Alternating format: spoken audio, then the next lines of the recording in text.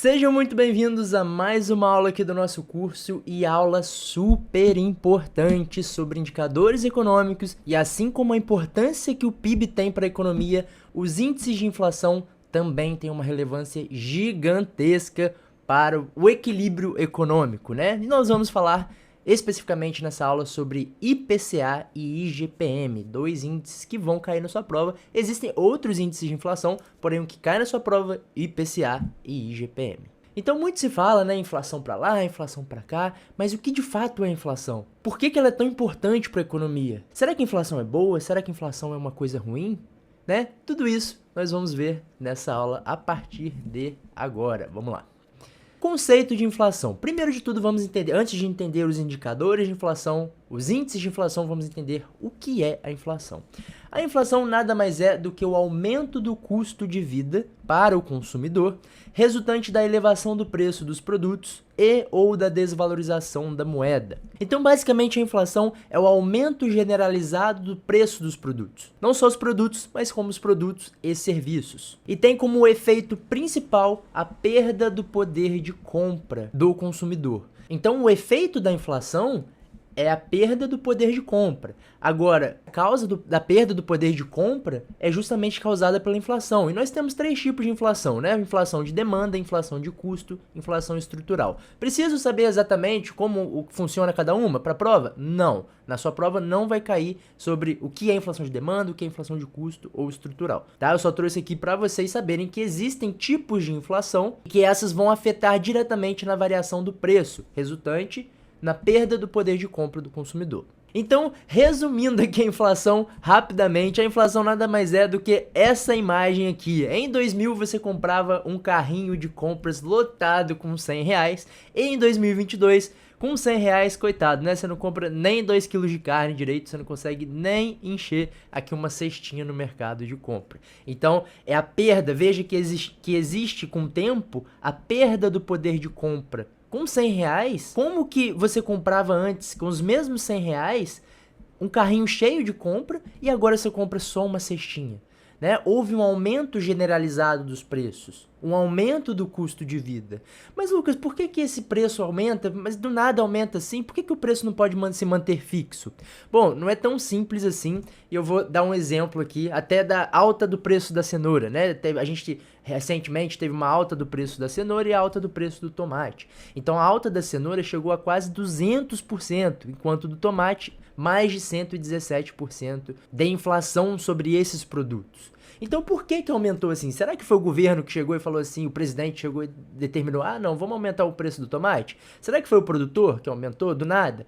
Não, tem um motivo para isso. E esse motivo muito vem de custos de produção, né? Às vezes para plantar cenoura ficou mais caro, os fertilizantes podem ter ficado mais caro, se o fertilizante é lastreado em dólar, se o dólar fica mais caro para eu comprar fertilizante lá de fora. E isso eu tenho que repassar para o preço do meu produto. Se aumenta o dólar, aumenta o preço da gasolina, e aumenta o preço, aumenta o meu custo de logística. Na hora de eu fazer a distribuição desse meu produto, o custo de logística vai ficar mais caro. Por quê? Porque a gasolina está mais cara. Né? Então, para eu levar a minha cenoura daqui do Rio de Janeiro lá para o Nordeste, está mais caro. E quem paga a conta? O consumidor, gente. O produtor, ele quer manter o poder de compra dele. Ele não quer perder poder de compra. E isso acaba impactando direto na outra ponta, na ponta do consumidor. Que vai chegar lá no mercado, vai ver a cenoura muito mais cara, sei lá, 200% mais caro, enquanto o salário dele não aumentou 200% para isso. E nem mesmo 5%, 2%, às vezes o salário dele continuou o mesmo. Então aqui nesse caso da cenoura, não foi por conta de fertilizante, por causa da alta do dólar, foi por conta do reflexo das chuvas, foi por causas ambientais. Então o preço aumenta por diversos motivos. Não é a gente que decide, vou aumentar o preço. Não, tem diversos motivos. E é como se fosse uma cadeia.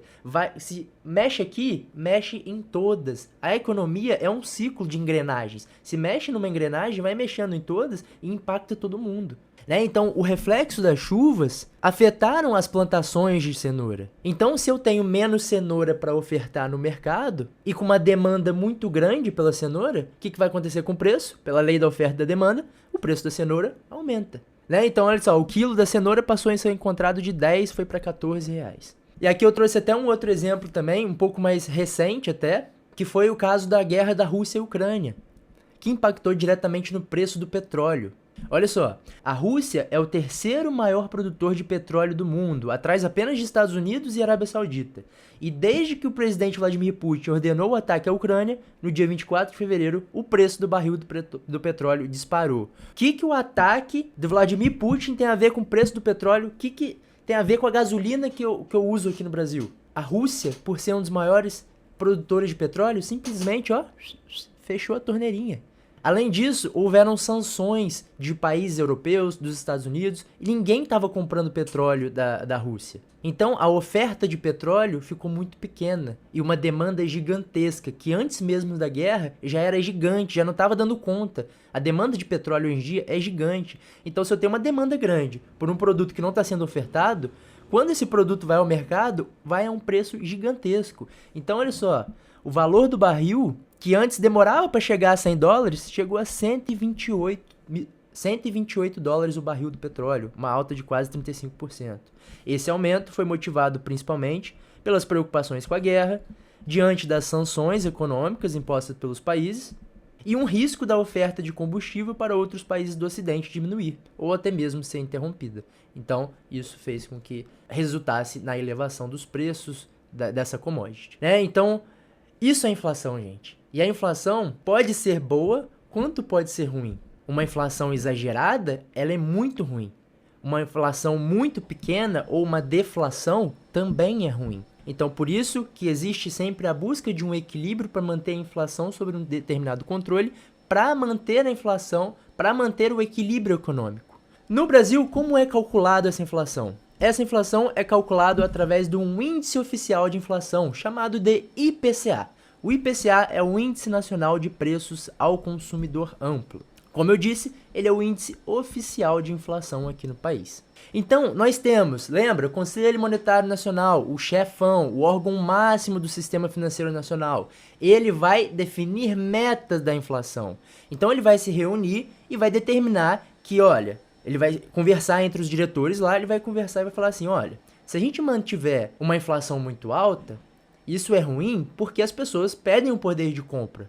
Se as pessoas perdem o poder de compra, isso faz com que elas passem a deixar de consumir. Se elas deixam de consumir, isso é ruim para a geração de emprego. Se é ruim para a geração de emprego, pode causar uma recessão econômica. Então, uma inflação muito alta é ruim. Agora, uma inflação muito baixa significa que as pessoas não estão consumindo. Se as pessoas não estão consumindo, é a mesma coisa. Não gera emprego, o dinheiro não circula e isso impacta diretamente a economia de um país. Então, o Conselho Monetário Nacional lá na reunião fala, vamos definir então uma meta da inflação para que haja esse equilíbrio econômico. Então, o Conselho Monetário Nacional, ele define a meta da inflação e utiliza como referência o IPCA, que é o Índice Oficial de Inflação, para determinar essa meta, tá? Esse índice, ele é calculado pelo IBGE e é divulgado mensalmente. E ele tem como metodologia de cálculo a pesquisa de consumo de famílias com renda mensal de 1 até 40 salários mínimos, né? Por isso que ele chama consumidor amplo, porque a renda de famílias de 1 até 40 salários mínimos representa aí 90% da população praticamente, né? E é influenciado pela variação dos preços de varejo. Então aqui eu tenho o que compõe o IPCA. Dentro da cesta de produtos e serviços, né, dentro dessa cesta do IPCA, ele vai medir o preço de diversos produtos, como produtos relacionados à alimentação, transporte, comunicação, serviços, né, de transporte e comunicação, vestuários, habitação, saúde, artigos de residências.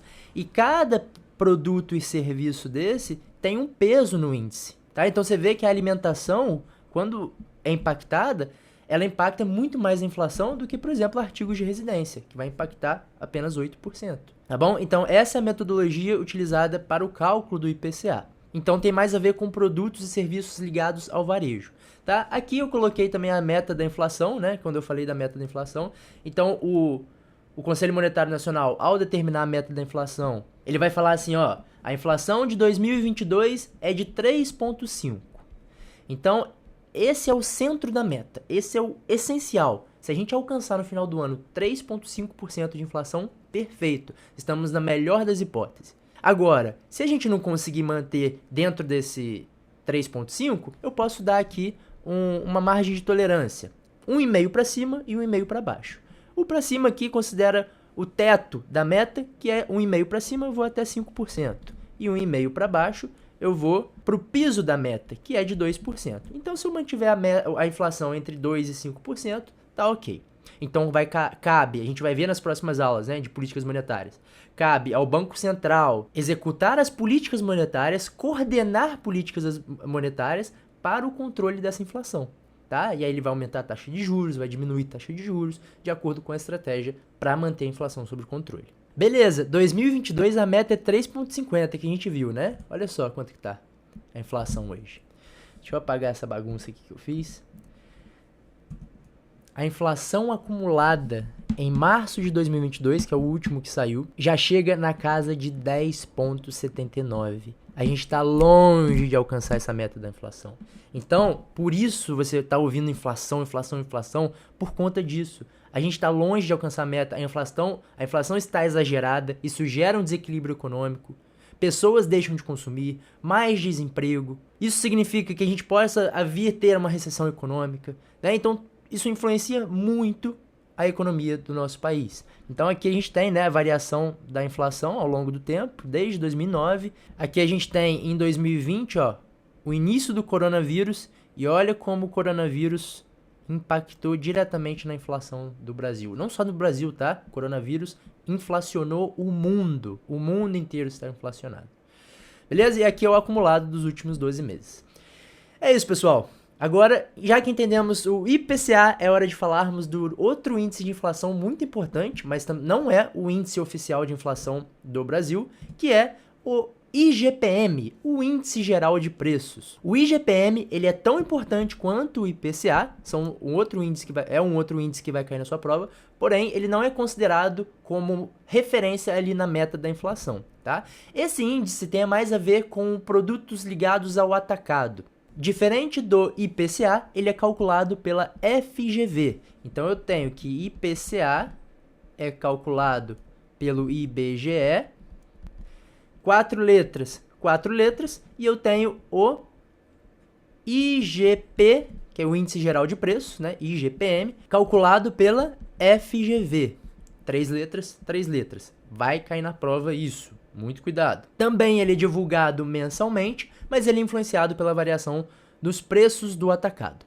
E por que eu falo isso? Porque ele considera principalmente a variação do preço de bens de produção, como matéria-primas, commodities, materiais de construção, entre outros. E a composição do IGPM, ele é composto por 3 índices, tá? 3 subíndices. A gente tem o IGPM e ele é composto pelo IPA, ou IPA, onde 60% do IGPM é representado por esse índice, né, por esse subíndice, representa o índice de preços por atacado.